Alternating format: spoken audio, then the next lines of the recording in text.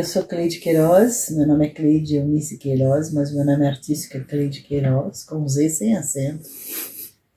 Eu comecei a fazer teatro em São Paulo em 1969, dia 1º de março de 69.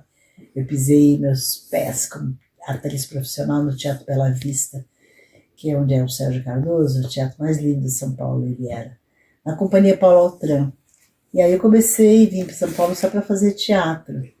Mas aí o tempo foi passando, aí comecei a ser chamada para fazer coisas na televisão, fiz alguns filmes, e depois aí eu comecei a fazer coisas na televisão. E é difícil fazer televisão, mas é mais difícil fazer teatro. Cinema eu gosto muito de fazer, mas tudo é difícil. A gente é inseguro como gente, mas quando vai ser artista fica mais inseguro ainda. Mas a gente vai. A gente estuda, pesquisa, no dia da estreia é bem difícil, gente. Na televisão a gente fica com medo também, porque a gente às vezes faz gestos enormes por causa do teatro, que o diretor... Tipos, na televisão você tem que ficar dentro do quadro. Mas aí falaram assim, você não pode só fazer teatro, você tem que fazer todas as linguagens. Aí eu fiz um pouco de televisão, fiz longas metragens, fiz curtas. Na TV Cultura sempre programa infantil, que o Flávio de Souza escrevia. Eu fiz revistinha, fiz Rá-Tim-Bum, e eram papéis muito lindos.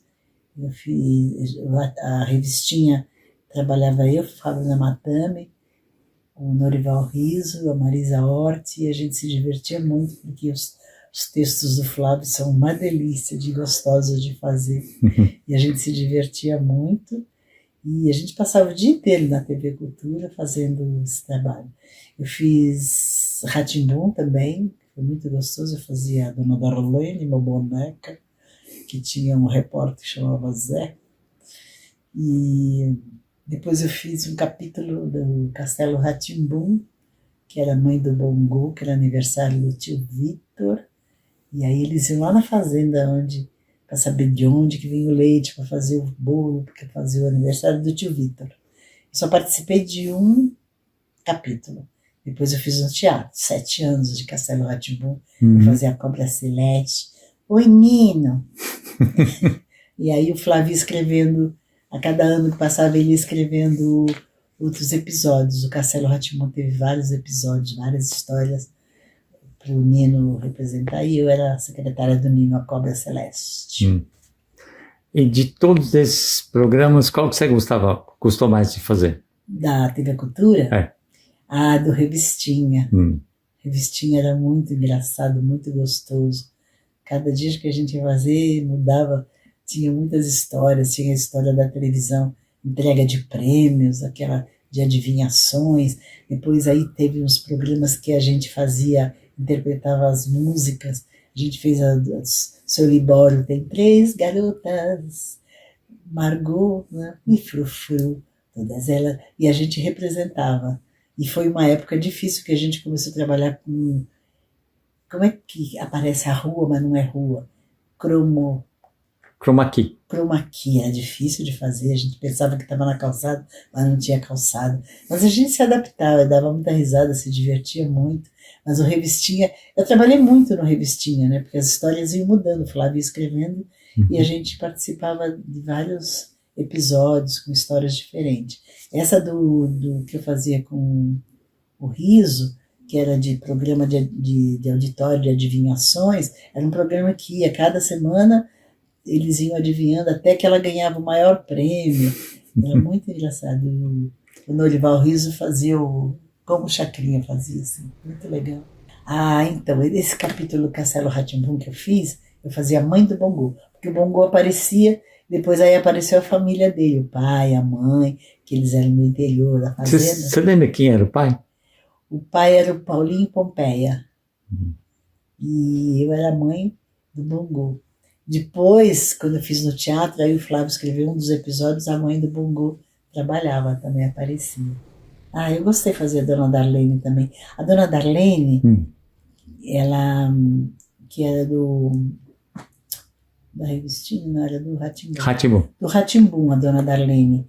Ela era uma atriz famosa, elegantérrima, e eu dividi o papel com a Ellen Helene, porque a Ellen Helene fazia um espetáculo grafite, e aí eles viajavam muito, com a Rose Campos, com o Gerson de Abreu, e eles viajavam. E quando a Ellen Helene precisava viajar, eu ficava no lugar dela fazendo a Dona Darlene, porque o nosso timbre de voz era muito parecido.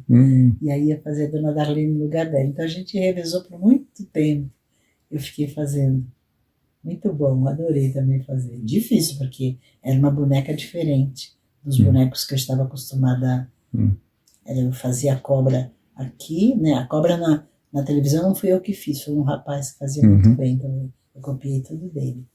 E aí, no teatro, era esse tipo de manipulação. A Dona Darlene já tinha que movimentar os 2 braços e a cabeça, então era um boneco mais complicado.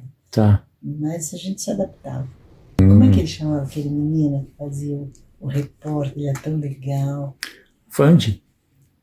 O Vande, né? O Vande. O cameraman? O câmera, é muito legal. É o Vande. E depois a gente fazia externa também, não fazia só dentro do estúdio. A Dona Darlene fez no jardim lá da TV Cultura. Era meio complicado, porque eu tinha que ficar atrás de uma planta para movimentar a boneca. Mas era muito bom. Era difícil porque a boneca era pesada, era outro tipo de manipulação de boneco que eu fazia. Mas eu gostava muito de fazer. E aí a voz você falava junto com a manipulação ou era gravado e depois... Não, gravava na hora. Eu falando o texto com a voz da Dona Darlene, ela falava assim: Zé, aonde que vamos fazer? Vamos fazer a reportagem ao Monde. É muito legal. Eu gosto muito dos textos do Flávio de Souza, porque ele tem uma cabeça de menino.